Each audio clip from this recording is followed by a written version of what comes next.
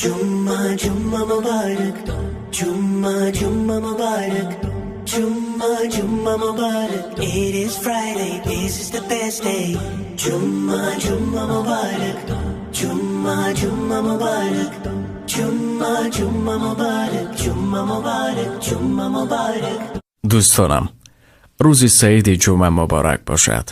خدایا در این لحظه های مبارک روز جمعه همه بیماران را شفا، همه زندانیان را رها، همه مردان را غیرت، همه زنان را عفت، همه قلب ها را آرام، همه مشکلات را آسان، همه قصدداران را خلاصی، همه راهگمان را راه، همه بیچارگان را لطف، همه دردمندان را دوای، همه بیکسان را پناه، همه خانه ها را صفای، همه توبه ها را قبول، همه عبادت ها را قبول، و هر کشور را آرامی، و در حق همدیگر دعا را فراموش نکنید. دوستان، روز سعید جمعه مبارک بهترین روز است.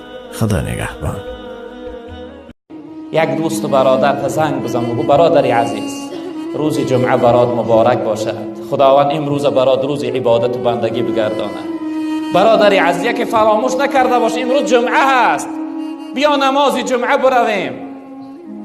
یا شخصیت در کنارت خواب است و یا از خواب بخیزم بگو برادری عزیز بخی غسل که سر بدن بشو.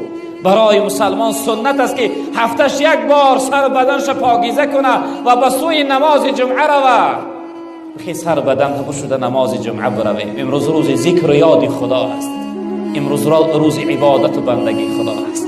تنها باید نیای به سوی مسجد، حدی اقل شخصیت را همراهی مسجد بیاری.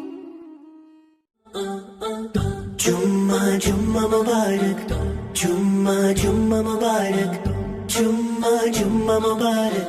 It is Friday, this is the best day. Jumma Jumma Mubarak, Jumma Jumma Mubarak, Jumma Jumma Mubarak, Jumma Mubarak, Jumma Mubarak.